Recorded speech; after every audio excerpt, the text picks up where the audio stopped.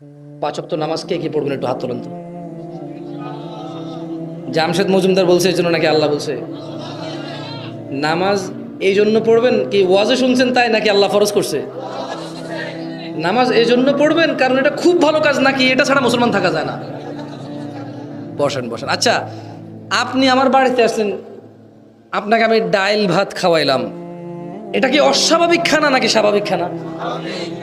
আপনার খিদা লাগছে, আপনি খাইছেন, এটা স্বাভাবিক না অস্বাভাবিক? এই দেশে কিছু মানুষ মনে করে নামাজ পড়ি আমি আমি অনেক ভালো মানুষ। এটা তো তোমার বেসিক নিয়া, এটা ছাড়া কি মুসলমান থাকে নাকি মানুষ? না এখন বলবে যে আমি মনে বলছি নামাজ পড়া ভালো না। না না না, আমি তোমাকে বলছি এত খুশি হওয়ার কিছু নাই। নামাজ পড়া তো এটা যে কি, এটা তো হলো যে মানে ওই যে অ্যাটেন্ডেন্স কি, একজন মানুষ মুসলমানের এটার অ্যাটেন্ডেন্স কি, একজন মানুষ মুসলমান এটার অ্যাটেন্ডেন্স কি, একজন মানুষ মুসলমান এটার হাজিরা কি, একজন মানুষ মুসলমান এটার হাজিরা কি। তাহলে যে লোক নামাজ পড়লো সে হাজিরা দিল, তার ডিউটি করলো।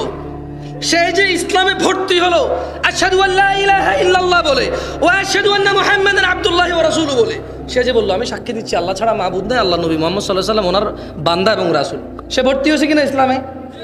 ইসলামে ভর্তি হয়েছে কিনা?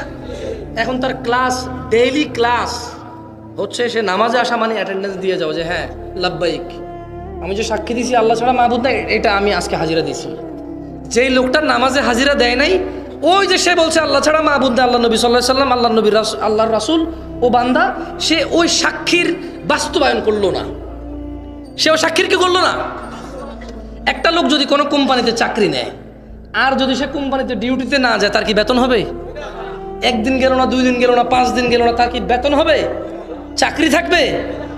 সামান্য একটা জিনিস, যদি একটা মানুষ একটা কোম্পানিতে চাকরিতে যাওয়ার পরে যদি রেগুলার চাকরিতে ডিউটি মিস করে, তার তো বেতন হবে না, তার চাকরি পর্যন্ত চলে যাবে।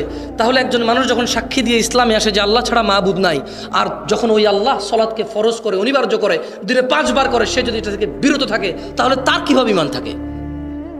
একটা কোম্পানির যদি চাকরি না থাকে, মানুষের ঈমান কিভাবে থাকে ওই কোম্পানির?